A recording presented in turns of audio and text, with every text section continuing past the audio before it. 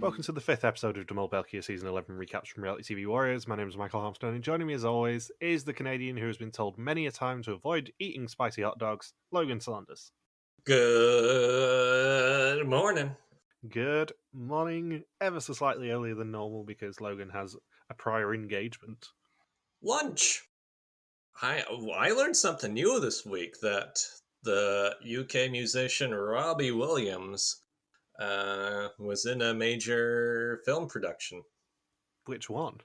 Apparently Hook. Apparently Robbie Williams was in Hook and Mrs. Doubtfire and Dr. Dolittle. It was sometime around the time of the millennium, wasn't it? Oh boy. It's like, no, it's not Robbie Williams. He did not do the voice of Genie in Aladdin, I can assure you. For a show that loves a challenge all around movie music and movies generally, oh, that was painful. Especially as I knew what film that clip was from. And I mean, I guess it explains how he got to be a musician, right? Write his own songs from when he was in the Dead Poet Society. So that's probably how he learned how to write lyrics for songs. I mean, this was, I would say, a bit of a downer episode compared to last week. Last week was a barnstormer. This one was a little bit less entertaining, dare I say it. I cringed at their lack of film knowledge, and the only one they got was a Steve Teo Gimme film. Yeah, obviously, a less good Belgian Mole episode is still like A tier, but this one was a little bit like, nah, a little bit less entertaining, I would say.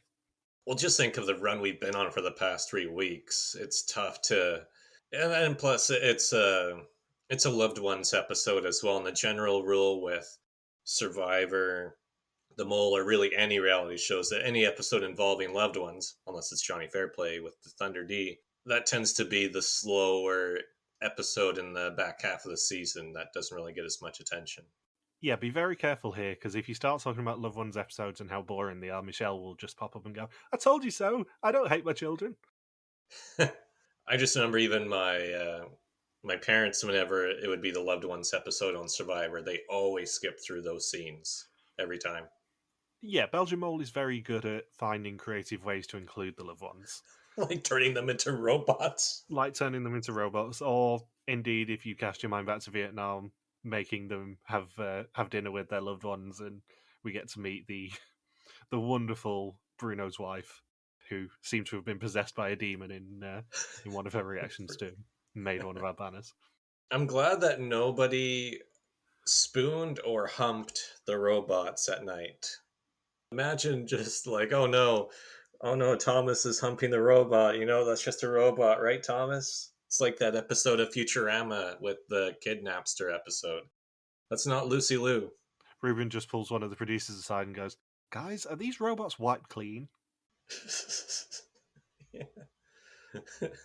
Yeah, just brings lube for the robot. This is veering towards your video territory now. Just picturing all of them with the robots. Two small bits of housekeeping to begin with while Logan cackles in the background. Number one is that Bindle's suspicions last week were in order: Toast, Thomas, Lancelot, Ruben, Comfort, and then Lieselot. And the bigger one, which you don't actually know about necessarily, although you do know a little bit of this, is the fact that I can now confirm that we will have a presence at the finale this year because I am going. Oh, splendid. I had it confirmed last Thursday evening and then quickly had to book all of my flights and stuff because it was only like 3 weeks away. But right. I am indeed going on the 7th of May. Yeah, it's coming up quick. In what form, we will find out a little closer to the time, but obviously this is our annual plea to say, please send in any questions you want me to ask to the final three, given how close we are getting to finding out who those final three are. Or indeed, Jill, if I can corner him, then obviously just fire your questions over and I'll try and ask as many as I can. And if we can fundraise $1,000, then I can go to the finale with you. This is the PBS spot. The Patreon is empty on the Logan fund at the moment, so if anyone wants to contribute towards Logan coming to the finale, you've probably got to hurry up, but $1,000 will get me into Belgium. Patreon.com/LTV Warriors. The bit of this you don't know is that a friend of the podcast, Lowell Taylor, is also going to be in Belgium that weekend. I saw that, yeah. Are you gonna... Oh, you're meeting up with him there? That is certainly on the cards, yeah, because Antwerp is a lot closer to where he's racing than Brussels was. So I'm hoping that I'm going to be able to meet up with Lowell as well. Yeah, you've been in touch with him? I've been in touch with Julie, and she's checked the dates, and he is there that weekend as well. So with a bit of luck, I'll get to meet up with Lowell. Get a video of him calling you an asshole. Jeez. Which, if you know anything about Lowell, is about as far from what you can imagine Lowell saying about Logan. He's a lovely human being. Also, I'm sure you want to know about the latest saga of Harmstone Heights. So, got a bed frame now, got the desk and everything, which I think I told you about the desk last week, but the bed frame's now there and been built. And got the burglar alarm fitted on Monday, and it's one of the snazzy ones where I can use an app on my phone to remotely arm and disarm it. And I got an alert at 11 o'clock on Monday evening going, yeah, there's been an error with one of the sensors. I'm like, oh, for fuck's sake. Because I wasn't planning on being up there again until Thursday. So I'm now having to go up tomorrow to then be in for the burglar alarm guys to come back and try and fix the issue that they caused. When do you permanently settle into Harmstone Heights? Be a few weeks, I reckon. It'll be maybe a week before the Mol finale, as it stands. Oh, okay. So like May 1st, essentially? Yeah, because I've still got to get... Well, the mattress is meant to be coming on Thursday, which is why I was meant to be going up there. But that's the last kind of major bit of furniture, I think. And then it's just a case of making sure any building projects are done before I move up there proper and that sort of stuff.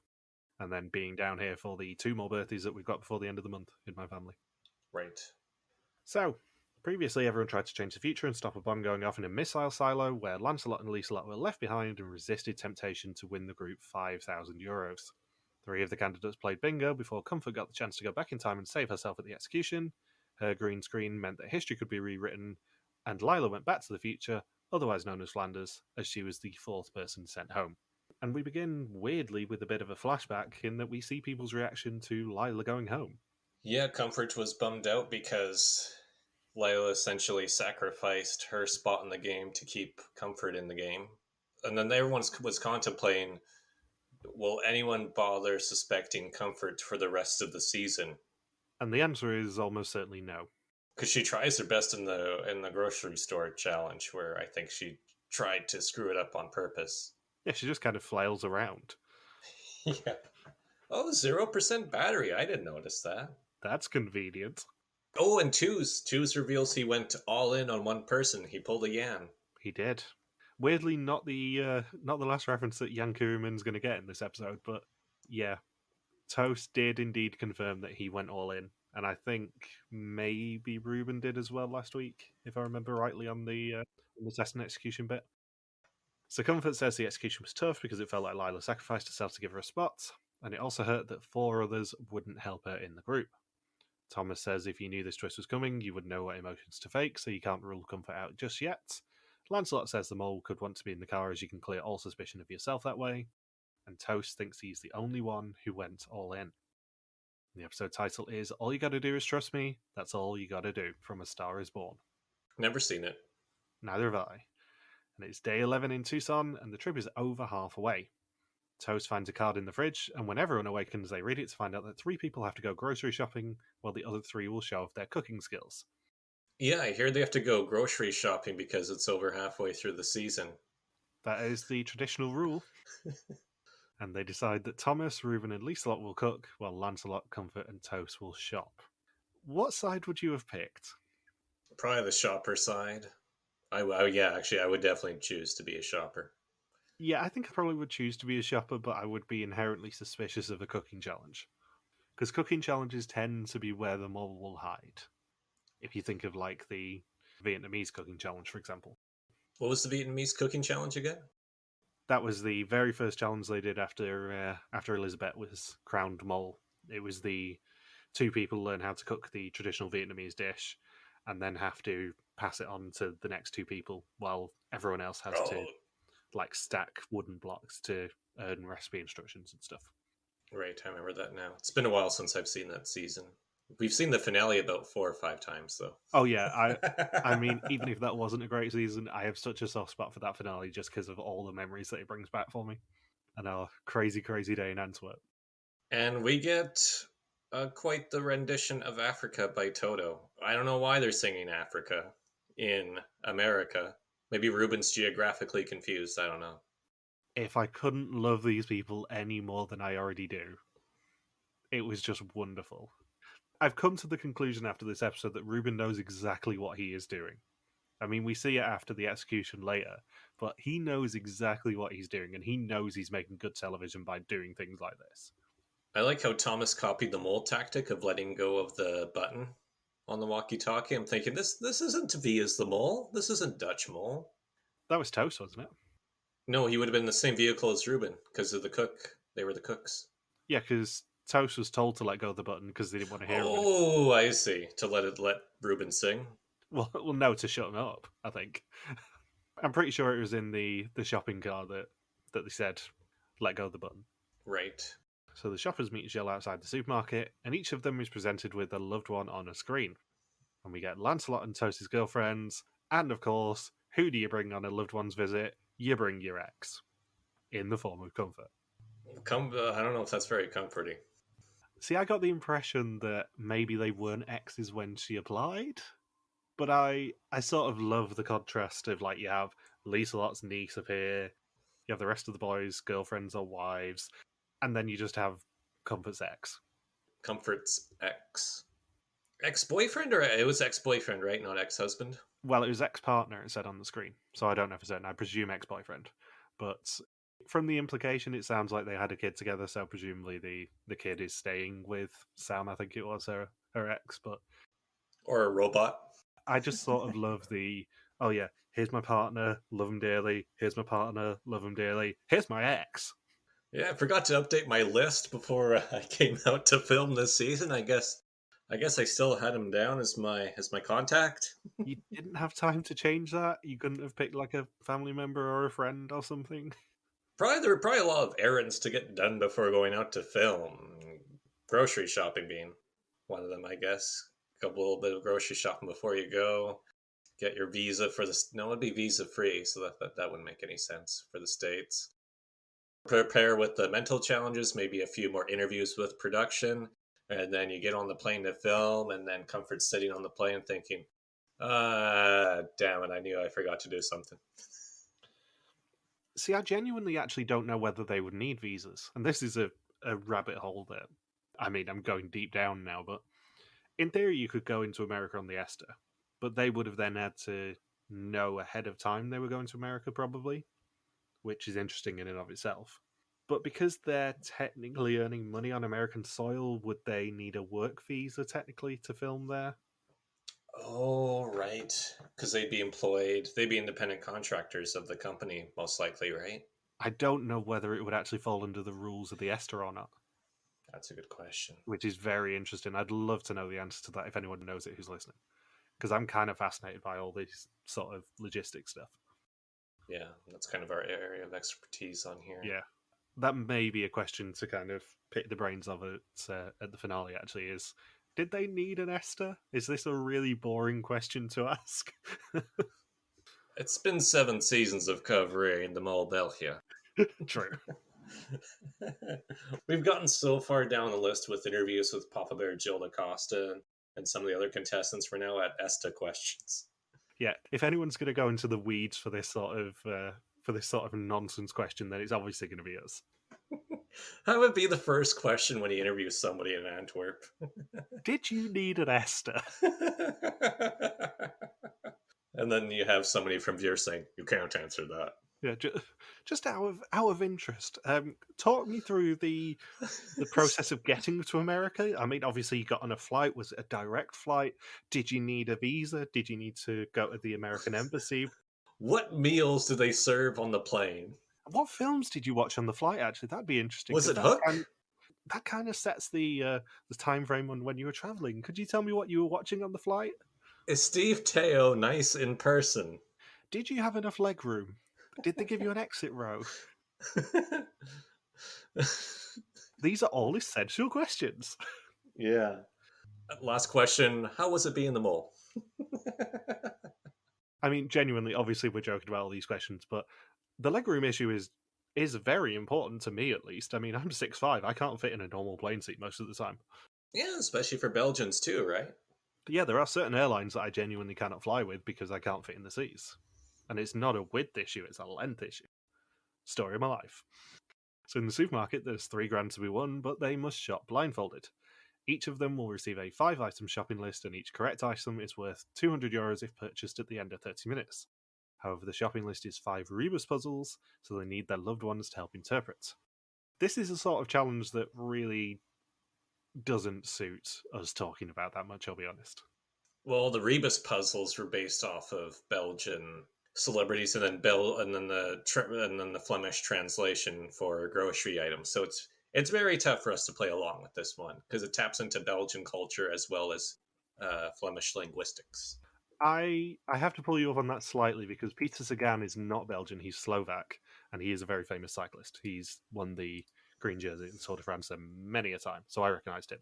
Oh yeah, a lot of Canadians know him too. Yeah, everyone else, no idea. Peter Sagan is an absolute legend in terms of he does not take himself seriously in the slightest. I wish Willie Summers was one of the Rebus puzzles. Lancelot, I think was gonna. I thought he was gonna be kicked out of the store or arrested earlier because he opened the bag to taste the tortilla chips, and in stores they usually have in Canada, and I assume in America too, they have signs everywhere saying if you consume any products before exiting the store and paying for it, that's considered theft. Do you mean tortilla chips? Tortilla, quesadilla. No one has ever said tortilla, apart from you just then. I know from my time working in retail, it was the bane of my existence, people opening stuff up and consuming it on the way around. Because, yeah, I mean, it's technically theft. Obviously, most of the time people brought the packets or whatever to then scan, if they were being honest. But the problem is, the store that I worked in was pretty much all self-services. And self-services work on weight.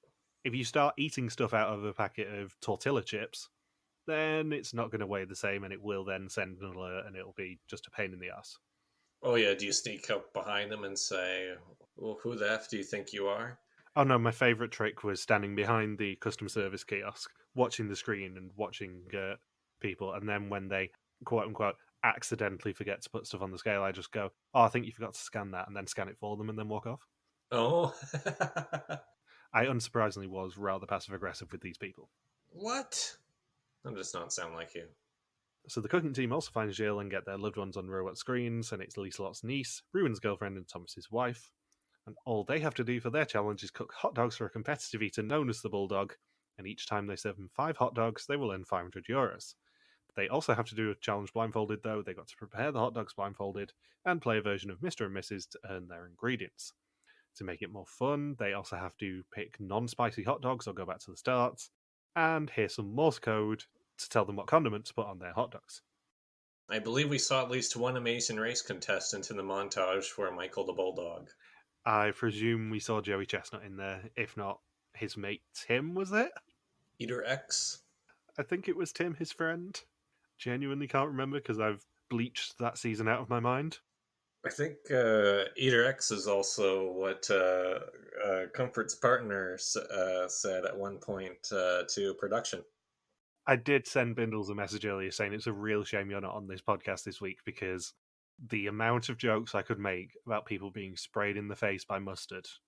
Yeah, and somebody got sprayed with mayonnaise. Who was it? Oh yeah, the first hot dog that counted. The mayonnaise only got on the bun, and yet it's on the outside of the bun, and yet Michael the Bulldog ate it anyway. I mean, by that point, he was probably fairly desperate. He was probably fairly hungry. Yeah, he was going to put anything in his mouth. After having to wait like 15 minutes for one hot dog to be served to him, I think he was fairly desperate. Yeah, it's the equivalent of wandering through the desert for a week and not finding any food. That's what it's like for these hot dog eating or these competitive eaters. I mean, let's be real, this challenge was only set up for the potential of people being sprayed in the face by condiments. Because you cannot tell me for a second that Ruben's last one, where he gets sprayed in the neck and face by mustard, was not deliberately set up that they just wanted to try and get as much on him as possible. Yeah, they said we would just fire away whatever we have left in the canister. Yet there is no way in hell that that was an appropriate amount of condiment to put on any sort of hot dog. You know how lately in Survivor we had a contestant prepare for a challenge by constructing the plywood board for that snake maze one, Matthew in season 44 of Survivor, and then Carson printed out past Survivor puzzles on 3D printers to prepare. How do Belgian mole contestants prepare for this? Are they going to start studying Morse code blindfolded and have a friend spray mustard or mayonnaise on them? No, the extent of the preparation that people do for Belgian mold is things like find a field somewhere, sit in a paddling pool, get dragged around by a quad bike whilst trying to sing German lyrics, that sort of stuff. Also, I've learned with Belgian mole, you need a high alcohol tolerance. If you can perform challenges while drunk or tipsy on Belgian mole, you'll earn lots of money for the pot. And it helps with the hangovers in the morning at the start of a new day of challenges. Because apparently Thomas was hungover again. I think it's fair to say that if there was any show that we covered that we would want to do, it would be Belgian Mole. I don't drink, obviously, but I would have an absolute blast doing a lot of these challenges. Maybe not the whole getting sprayed in the face by condiments thing, but I would have a lot of fun just messing around on Belgian Mole or contestant. Thomas really saved himself by saying he would choose poor and beautiful over rich and ugly when him and his partner were syncing up answers. I was thinking, oh, you dodged a bullet there, Thomas. You dodged a bullet. Yeah, the problem with both of these kind of half challenges is the fact there really isn't much for us to talk about. I have less than a page of notes between the two of them. Yeah, they didn't show too many of the Newlywed Game questions during the hot dog challenge. No, because they kept getting them wrong. There had to be some funny mistakes that they made. There had to be some ridiculous questions in there. I do wonder how many attempts they were allowed, because they had to get 20 hot dogs maximum. That was all we saw in the graphic. So was there only 20 rounds of this? But it was 15 minutes, or how long did they have? Half an hour? They had half an hour. So it had to be more than 20, because it seemed like one single round took under a minute, or right around a minute. And then we get a Breaking Bad moment when Michael the Bulldog just starts ringing the bell silently. And then I guess it's his way to communicate that the hot dog was either too cold or too hot. He is the one who rings. Yeah, who is the guy from Breaking Bad that always rings the bell? I'm trying to think of that character's name. I don't know, I've never seen it. Hector? I can't remember. Anyways, yeah, so I like that they had a Breaking Bad reference by making the competitive eater ring the bell like he couldn't talk. Just panicked. I'm pretty sure I got food poisoning, Papa Bear Jill DaCosta. I'm not surprised with some of the food handling skills that we saw in this challenge. Even Ruben, who is, a professional pastry chef, I'm not sure I would have eaten the hot dogs that he provided. And then Lieselot's a butcher, right? Yeah. And then that's who Michael the Bulldog was freaking out over, was the hot dog that Lieselot was handing him. So in the shop, the batteries on the robot runs out quickly, so they need to charge or run out. However, there is only one charging station, so they need to coordinate their charging. And Comfort's battery runs out, and she's left all alone without her ex. Yeah, I'm sure she was really sad about that.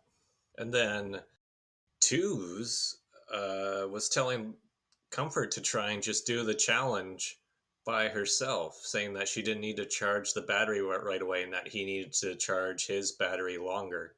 How is she going to do it? She's blindfolded. I do wonder if there was a better tactic that they didn't think of here. Because I wonder how much you could get the other loved ones to help.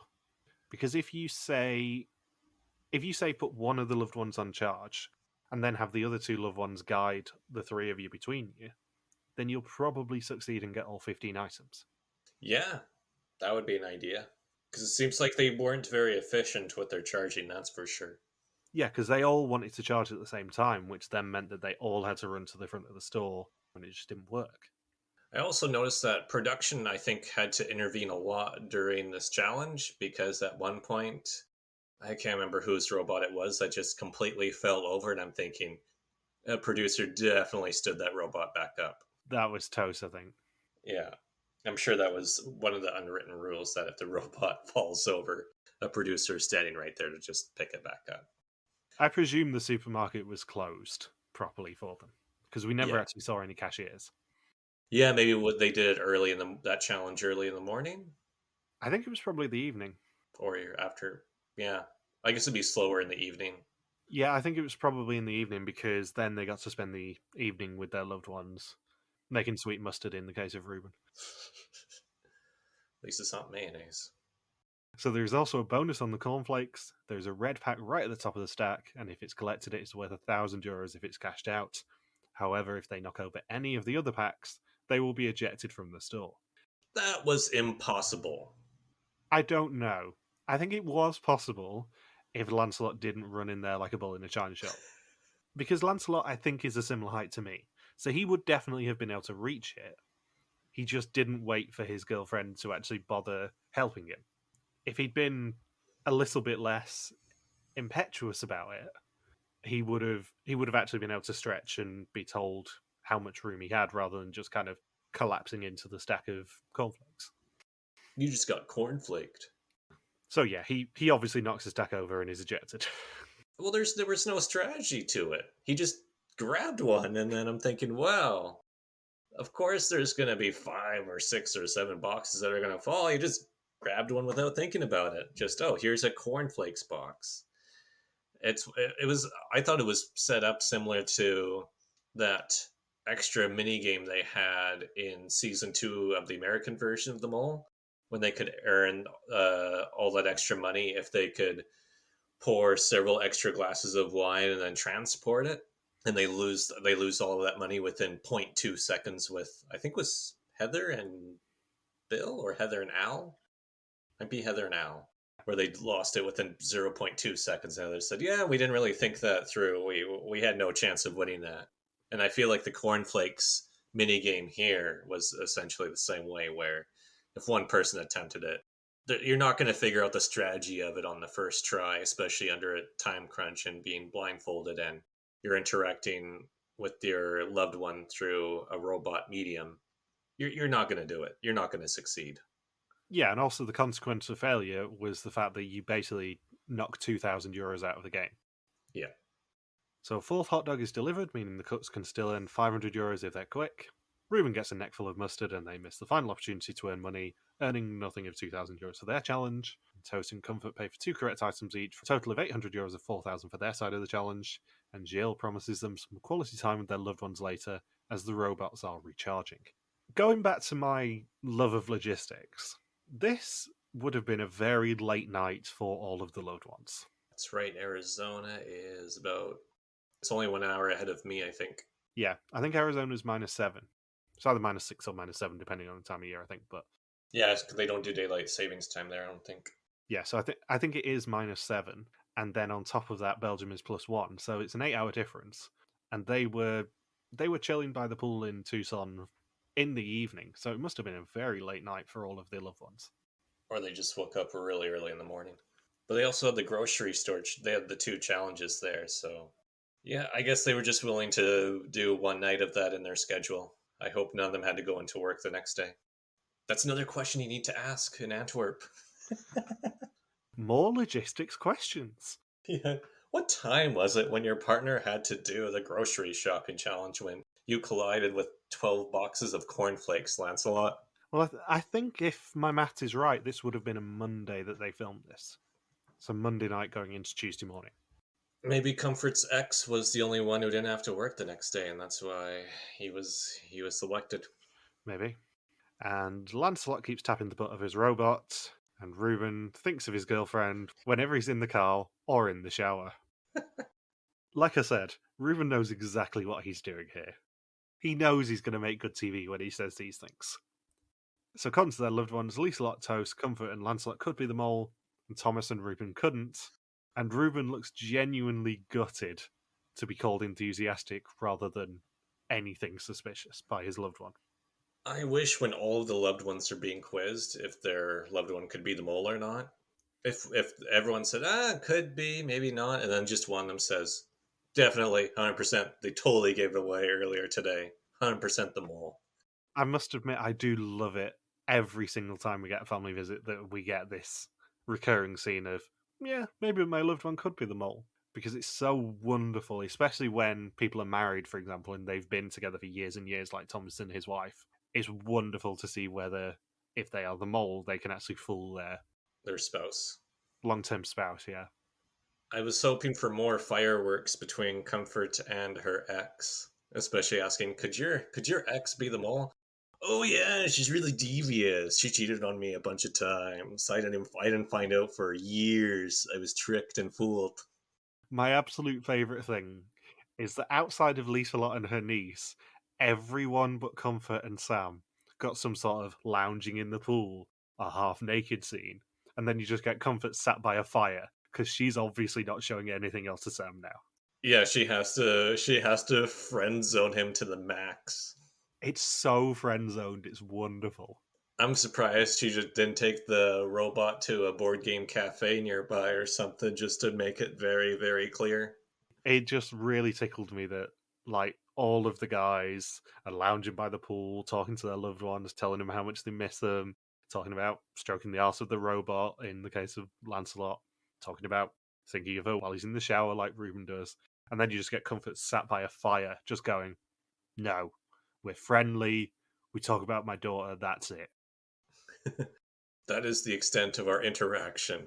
It's purely about custody over the child. Yeah. Imagine how awkward that would be if that's the part of the conversation they aired. It's just I get her weekdays, you get her on the weekends. That would have been so awkward.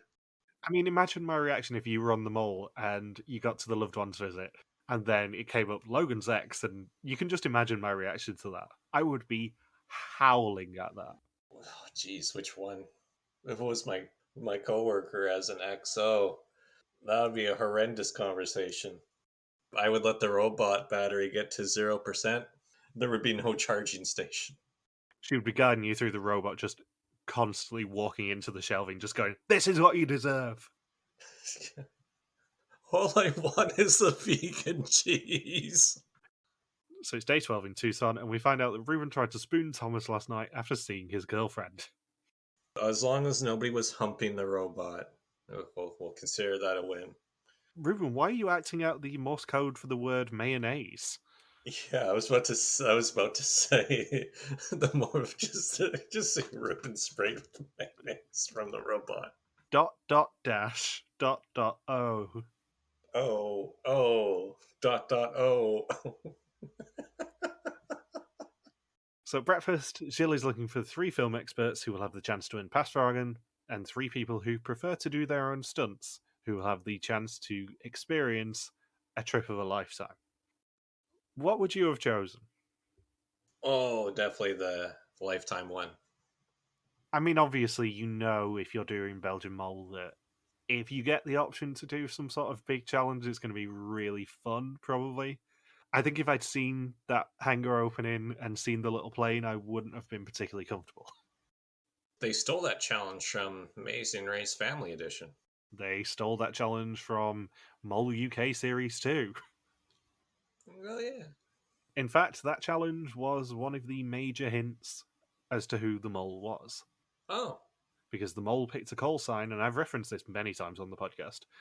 They all had to pick call signs, and the mole picked a call sign that actually referenced the final reveal location. That's a good hint. It was a very good hint. It was one of the bigger hints of the series. So Thomas, Lancelot, and Lieselot are the film experts. At least once Lieselot reminds Thomas that he's so old he'll know black and white films. And Ruben, Comfort, and Toast are the stunt people. I like that Papa Bear Jill DaCosta joined them for breakfast. A lot better than having Santina from Big Brother Canada 11 join for breakfast, because if Santina was there, she would just complain about the food that Ruben made. Yeah, they've got back into the habit of Jill eating with everyone and all that sort of stuff, and it just makes it feel less like an organised competition and more like the fun travel log documentary aspect they're going for. So the stunt team find a big garage, or more appropriately a hangar, and a small plane inside. Lieselot, Lancelot, and Thomas find Jill at a runway, and they will be flying a quadcopter, specifically not a drone, kind of point out it's a quadcopter, through a stunt course. Each obstacle that they clear will earn them a clue to a film title, and each correct title is worth €1,500 for the pot. Thomas and Lieselot are the ones from West Flanders, right? Yes, they are. Because Jill makes a not so subtle reference that they're speaking to each other in a language that only they understand. So there is also a bonus clue that can be earned, which is a clip of the film, but for that they need help from the air. Those in the air will be doing 3 stunts and must describe them accurately to the person on the ground, and if they correctly identify those 3 stunts, then they will earn a correct clip. The quadcopter must land before the stunt plane does, or they will lose any clues that they've earned. Lancelot gets the wrong clip, so the only clue that they received was Sigourney Weaver, leading them allegedly to Ghostbusters. I like how Inglourious Bastards played, and then they said, oh, the tip number 1 is Sigourney Weaver, and then I realized, yeah, she's not in Inglourious Bastards. Because I recognized that movie right away. Or is she? She makes a cameo at the end? So yeah, they say copycat and are obviously wrong. Yeah, what was that strategy there? You gotta go with a film that... Go for Aliens. Go for or Holes, something that she's well known for.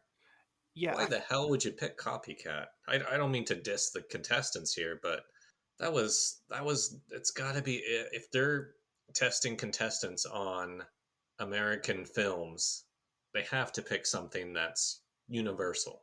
Yeah, I feel like if any challenge this season is going to be one that contains a clue to who the mole is, it's going to be this one.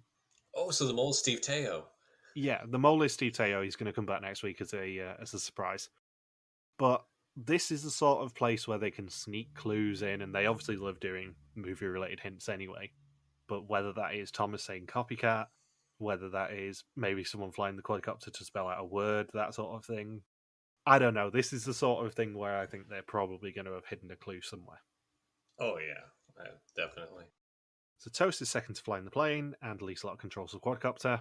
Toast's final stunt is essentially falling straight down, which is quite a famous stunt. Lieselot doesn't land before him, so they lose the only clue that they earned. However, Thomas got the right combination of stunts, leading them to the film Hook. However, they don't know it and write down Noel. So, to break this down, when that clip played, I haven't really seen the movie Hook, but as soon as the child says, child refers to Robin Williams as Peter, then I realized, okay, it's definitely Hook. Peter Pan. That was really obvious to me, because Robin Williams is really well known for being in the movie Hook. That was one of his biggest movies earlier on in his career, I believe. Yeah, it's a pretty famous adaptation of Peter Pan. Yeah, and Robin Williams is the actor in it. Yeah. So I was thinking, how do you not get it from that? And he even described so Thomas sees the clip, and he describes those details to both Lancelot and Lieselot, and I was just blown away that I refuse to believe that all 3 of them didn't think of Hook. I could see one person not knowing, especially if it was a much younger contestant, or maybe you have a couple contestants who just don't really watch American films, or one person watches some American films but not all, and the other person just not being well versed on movies at all. But for all 3 of them to not think of Hook is really, really, really suspicious to me, and that the mole has to be one of those 3 people, because that just blows my mind, especially because they would all be in the right age group for it. Here's the thing, though, and I really don't want to suspect Thomas here, but he did something very suspicious. He didn't mention Peter once. He didn't? No. I was paying very close attention to what he said to Lancelot and to Lieselot here. He didn't mention the quote that he actually heard once. He didn't mention that Robbie Williams was playing a character called Peter. He said Robbie Williams. Yeah. He didn't mention that the character Robbie Williams was playing was Peter. And I think that might have led them to the correct area, at least, rather than just saying Noel, which, I mean, Gilles de Costa dick moment, he just sasses them at the end like, I've never even heard of that film. At least pick a movie that exists. So, did anyone else quote anything from the movie clips? Well, they knew the world-famous actor Matteo Simone film that Lieselot saw, and obviously Lancelot saw the wrong clip. He saw Inglourious Bastards rather than Ghostbusters. But did they quote it, though? Like, did they see the clip and then quote it for the other two? I think the other two both knew what film that was from. So they didn't bother, like, sharing what the quote was. No, Thomas described the entire scene without actually saying anything that he had heard or who the character name was. Which, in his position, I absolutely would have led with that if I didn't know it was Hook. I would have said, yeah, he seems to be playing a character called Peter. He was wearing green. He was with a young child. All of that would lead you to at least Peter Pan. And then you go, oh, well, what Peter Pan adaptation did Robbie Williams star in? Obviously, it's going to be Hook. Unless the only other thing I can think of is maybe the audio was tough to hear, and the fact that it's in English, that's English audio in a noisy area, that's why they couldn't hear it. That's the only explanation I have as to why nobody was quoting any of the films. Even then, if you couldn't hear it, you say to them, oh, I couldn't hear what he was actually saying. He didn't mention anything about having heard anyone speak. Or maybe they just wouldn't bother to complain about it. Yeah, I don't know. It was suspicious from Thomas anyway. Yeah, but yeah, I was just blown away. I'm thinking, how? I thought for sure Lancelot would say, "Oh yeah," and it's probably Hook, based on that description, or just even somebody suggesting Hook. Because what were the suggestions they made before they settled on Noel? It was just Mrs. Doubtfire. Did they think of any other Robin Williams films? Did they even say Good Morning Vietnam or Jumanji? I think they said Dead Poets Society. Right, Dead Poets. Okay, yeah. So they didn't even choose any of Yeah. not even good or Goodwill Hunting. Oh. Mork and Mindy, maybe an episode of Mork and Mindy. I'm going to have to go back, but I've just thought if Lancelot was the one to say Dead Poets Society when he's doing the guiding for Lieselot in that same round, guiding, he talks about this is your captain speaking. Oh, Captain, my captain. Oh, Captain Hook. Yeah, and Captain Hook. Oh god, that might be a clue that I've just stumbled ass backwards onto. Because Lancelot he's the least fluent English speaker in this cast, and yet he pulls out an English movie quote. I think he said that once earlier in the season as well. This is your captain speaking. Oh no, I think Lancelot's the mole. You know what's funny? Do you want to fast forward to my suspect list right now? We've both got him number one this week. Spoilers. Yeah, I have him as number one because the cornflakes fumble. I thought, oh, for sure, that was too much of a screw up, and the fact that he was the only one to screw up the landing of the quadcopter, and he could just screw up the moves of the plane so easily, so that he saw the clip of Inglourious Bastards, and then the fact that he couldn't think of Hook as a Robin Williams film.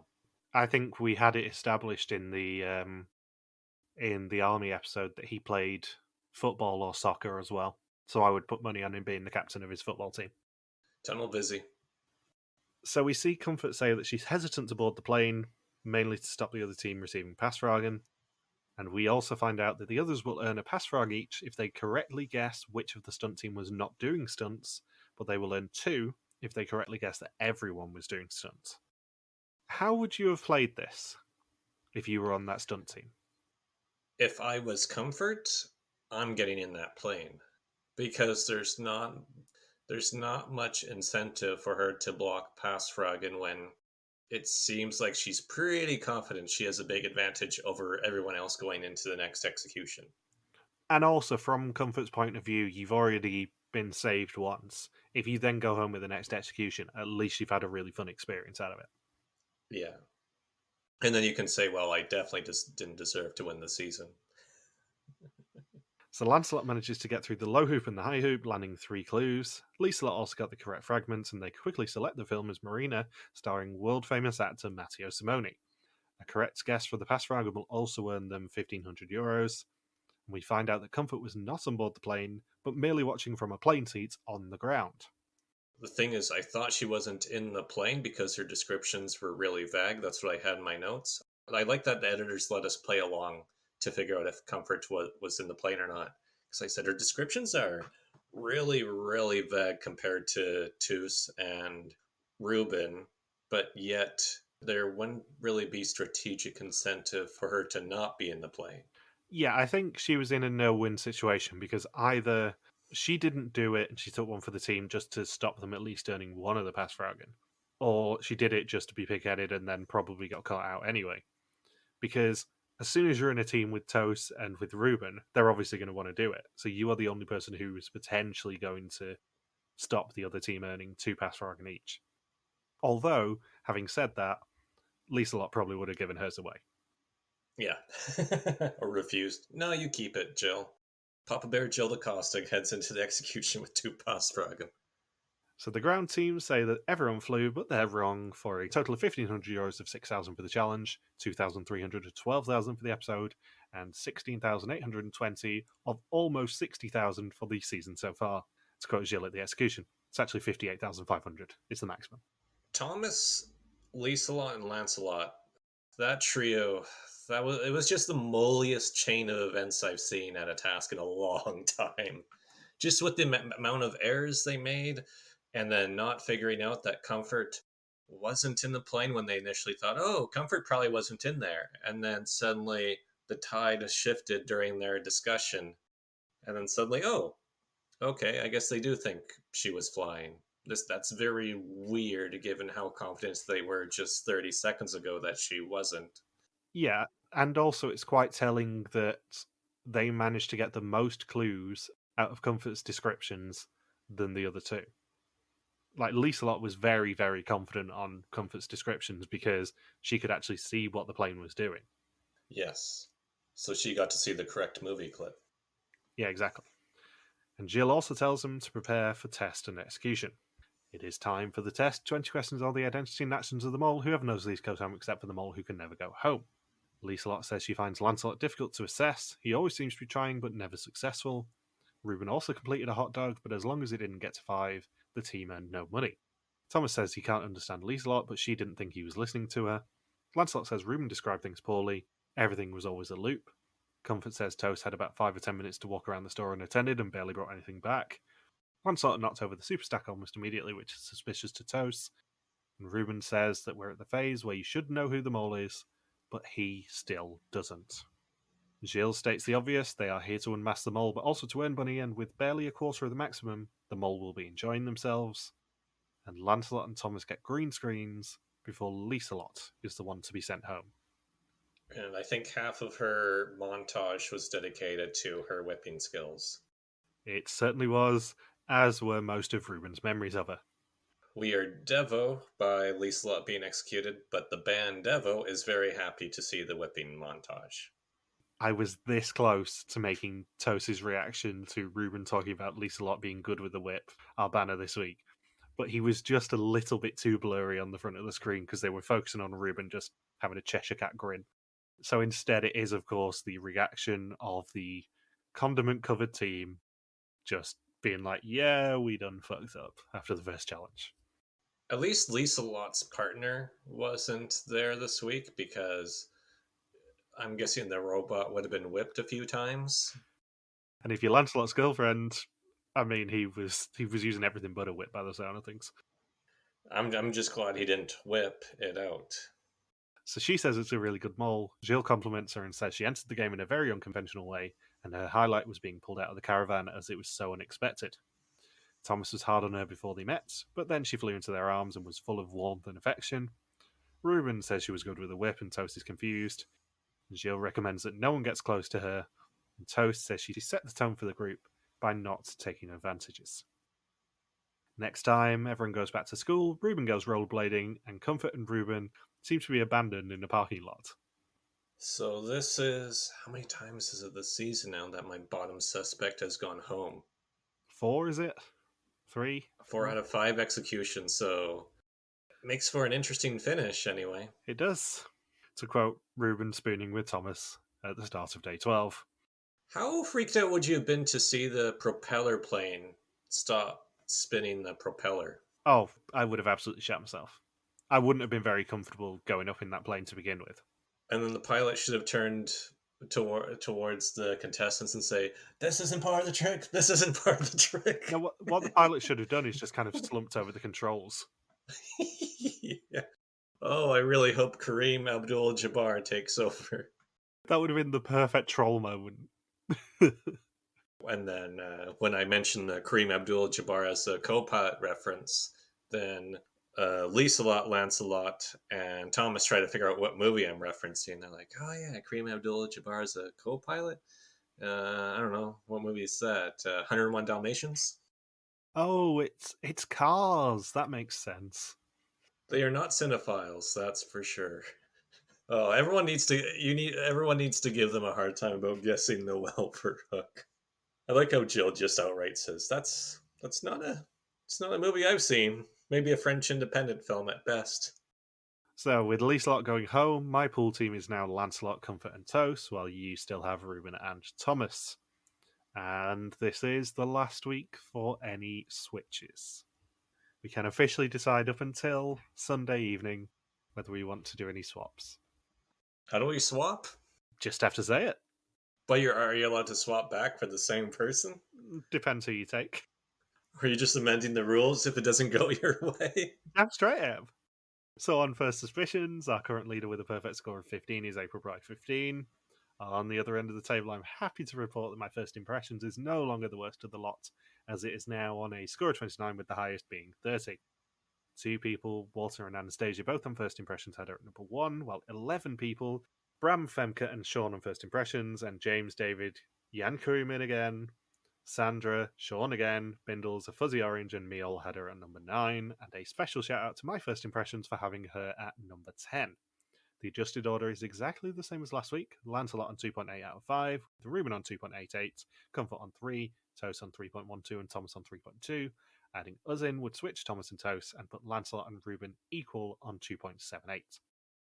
You can, as always, do the suspect list on Bothers Bar each week at suspectlist@rtvwarriors.com or at the link in our bio.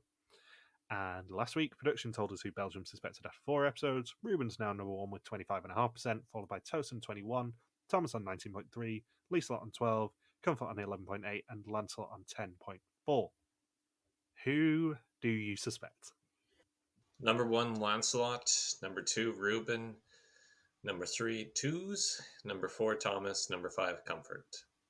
Because Twos had some opportunities to sabotage this week and didn't really take full advantage, especially when he actually did bring in some money during the grocery shopping challenge. I felt like that would have been an easy one to not bring in money for. And then with the movie challenge, I think you had to be in the film expert role if you're the mole to sabotage. Because if you were in the plane, there wasn't really a whole lot you could do other than provide a wrong film clip. You didn't have any control over how many tips were unlocked and what the guesses ultimately were. All the money was there if you're on the ground. It is interesting from a production standpoint, that challenge split, because you have the obvious shiny thing of, oh, you're going to be doing something fun. But then on the other side, you have something where you go, actually, this is going to be more useful for you staying in the game. It was an interesting dilemma. Yeah, I completely agree the mole was probably on that side. But I think from a production standpoint, it's a very interesting way to set it up, going, here's something bright and shiny that you're going to enjoy, but on the other side, here's maybe some information that you're going to want to guess. It's the risk versus reward aspect that is so beautifully portrayed in this production team every single time they do this sort of a challenge. Is the, do you want to have fun now, or do you want to try and win? Because you can't do both. Yeah, it was an interesting dilemma. How much do you want to take advantage of this experience, or are you just here to win? I think despite me being uber competitive, my answer would always be do the fun thing. Because I'm there for the experience of doing it. Maybe not if you throw me out of a plane or off a crane and bungee jump, but most other things I'd probably give a good crack. So my suspicions in order are Lancelot, Thomas, Ruben, Toast, and Comfort. And Bindles has actually sent his nice and early this week, so I can tell you what they are. And that is Thomas, Toast, Lancelot, Comfort, and Ruben in that order. Oh, it's got Ruben last now. Also worth pointing out that because this is only a 7-week season where we actually predict, next week we are down to just one suspect each. And it was interesting with the cooking challenge too that They didn't make any money during the hot dog challenge, and Ruben was terrible at that. And they did not make any money when Ruben was in the plane either this week, right? So that's why I still have Ruben in that number 2 slot, because he still kept quite a bit of money out of the pot, even though he wasn't in the roles that were majorly focused on. Because there's more focus on what was going on with grocery shopping versus the hot dogs. I think a lot of people are forgetting that the hot dog challenge earned nothing when they had a lot of money available there. Yeah, my feeling on Ruben is he's probably the winner. I feel like he's just becoming more of an obvious candidate to me in terms of the entertainment value, and in terms of knowing exactly what he's doing when he says things like, "Oh, she was good with a whip," but I think he's probably being set up to win at the end, which will be amazing. I think, honestly, I'm now going completely back on what I said last week, and I'm torn between Lancelot and Thomas for who the mole is. And then two's dropped this week. As I said before, he wasn't really. He could have sabotaged a lot more. And then I'm curious what Comfort is going to do from this round forwards, just how she's going to try and attract suspicion onto herself. And now, if there's a question of is the mole male or female, she's automatically got a point over everybody else. Yeah, and it's also worth pointing out that every single woman this season has had a red screen now. That's right. If Comfort goes next week, would this be the first ever all male Final Four in any mole worldwide? As far as I'm aware, yeah. Because there's only been what 2 all male Final Threes, right? With Belgium, Mexico, and another season somewhere out there. Yeah, despite what you think when you think of reality TV, it's very, very rare for there to be an all male final anything, unless it's set up as part of the show. So, yeah, it would be very rare for it to be even an all male final three here, but all male final four is unprecedented as far as I'm aware. Especially when the mole has smaller casts than Survivor or Amazing Race. Yeah. Final question then. Who do you think's going home next week? I think Comfort has a good idea of who the mole is at this point. I think Thomas is going to go next week. And if Thomas goes, I feel like it's going to make the ending to this season easier to figure out. Yeah. I mean, selfishly, obviously, I hope it's either Lancelot or Thomas, just so next week when we go down to one suspect, I can go, it's definitely them. I'm 100% confident on it. I think Ruben's probably winning. I think either, Lancelot or Thomas are going next week, and the other one is going to end up being the mole. I honestly think we're probably going to get an all male final three. Yeah, it's very possible. Anything else you want to say? No, I think I'm good. Wonderful. In that case, thank you for listening to our Mol België Season 11 recap. We'll be back next week to continue the hunt for the nearest mole in Arizona. Don't forget, you can contact us on Twitter, Facebook, YouTube, or Instagram, where we are TV Warriors, or you can email us at contact@rtvwarriors.com. Logan's on Twitter at LuxBuaraki, and I'm MJ Harmstone. And don't forget, you can also support us on Patreon at patreon.com/rtvwarriors. See you next week. Peace out and just chill till the next flavoring.